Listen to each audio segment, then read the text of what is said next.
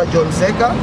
Mimi ni wakili wa kujitegemea katika mahakama ya Tanzania, lakini pia ni katibu mkuu na katibu mtendaji wa chama cha mawakili wa Jumuiya ya Afrika Mashariki, na tumekuja na wenzangu tukiongozwa na wakili mwandamizi kutoka mahakama kuu ya Kenya, Mama Martha Karua, kuja kuangalia mambo yanaendaje katika kesi zinazokabili mwanasiasa maarufu lakini pia mwanasheria mwenzetu Tundu Antipas Mughai Lissu. Leo alikuwa na kesi mbili, alikuwa na kesi ya uchochezi katika mitandao, lakini pia alikuwa na kesi ya uhaini.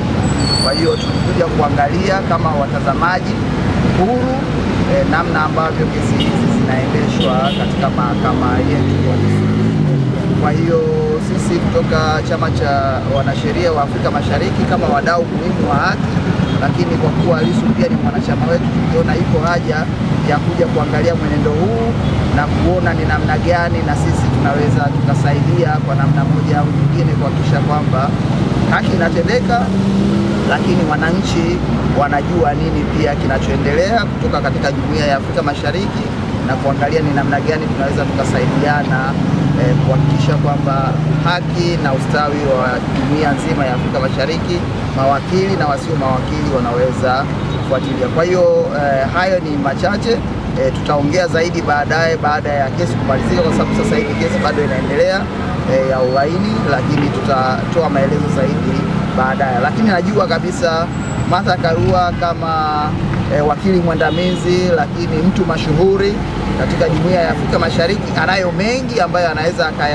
akayasema yeye kama mgeni wetu, ili tuweze kupata mazuri kutoka kwake. Na kama ambavyo mnajua, kwa siku za karibuni Martha Karua amekuwa ni mtetezi wa haki za binadamu, amekuwa akifanya hivyo kwenye Jumuiya ya Afrika Mashariki, na amehudhuria mambo hayo kwenye kesi inayomkabili Dr. Kizza Besigye kule Uganda, na kwenye kesi ya wakili Aaron Kizza Uganda. Kwa hiyo ana mengi ambayo anayakuwa. Nikiwa na mbili ya mwanasheria na pia mwanasiasa. Mimi ni mwanasiasa na kiongozi wa chama ya PLP, People's Liberation Party kule Kenya.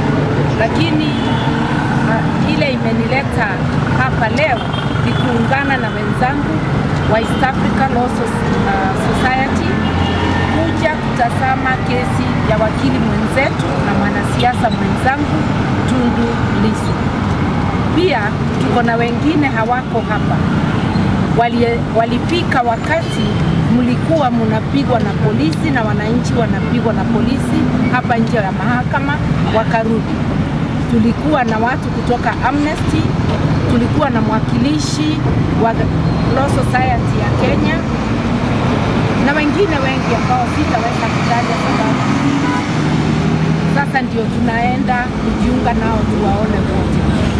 Tuko hapa kama pia wananchi wa Jumuiya ya Afrika Mashariki.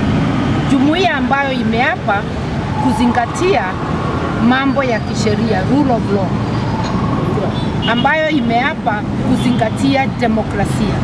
Lakini ile tunaona kwa nchi zetu za jumuiya, Kenya, Uganda na Tanzania, ni viongozi wakikanyanga sheria zetu na kukanyanga haki za kibinadamu za wananchi wake. Kotini nimeshangaa ya kwamba Tundu Lissu hakuletwa.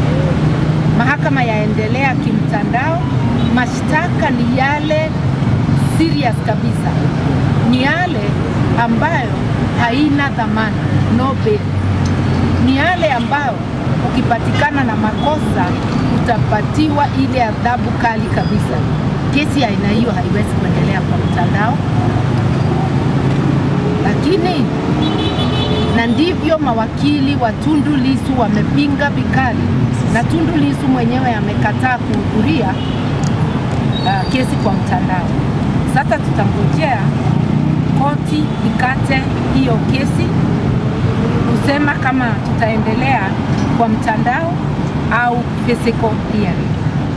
mimi nataka kuambia viongozi wetu wa Afrika Mashariki, inaonekana muungano wa jumuiya si wa kusaidia wananchi, mnajisaidia kudhulumu haki za kibinadamu za wananchi. Tunawapatia notisi. Sisi kama wananchi wa jumuiya pia tutaungana kukataa katakata, kuacha haki zetu kudhulumiwa ovyo.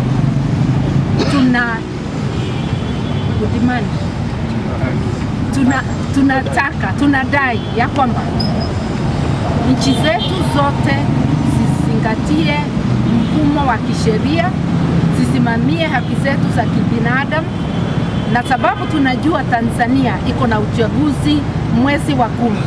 Inaonekana serikali ya CCM inataka kutaabisha Tundu Lissu ambaye ndiye anaongoza ile chama kubwa zaidi hapa Tanzania, ndivyo waondoe upinzani na waweze kuvuka bila kupingwa. Hiyo sio demokrasia. Kama wako na uhakika wananchi wa Tanzania wamesimama na wao, Tume la Uchaguzi la Tanzania iondoe hiyo kusema imeondoa Chadema kwa dhamana ya vile vyama vitahudhuria uchaguzi. Na serikali ya Tanzania ifungue mazungumzo.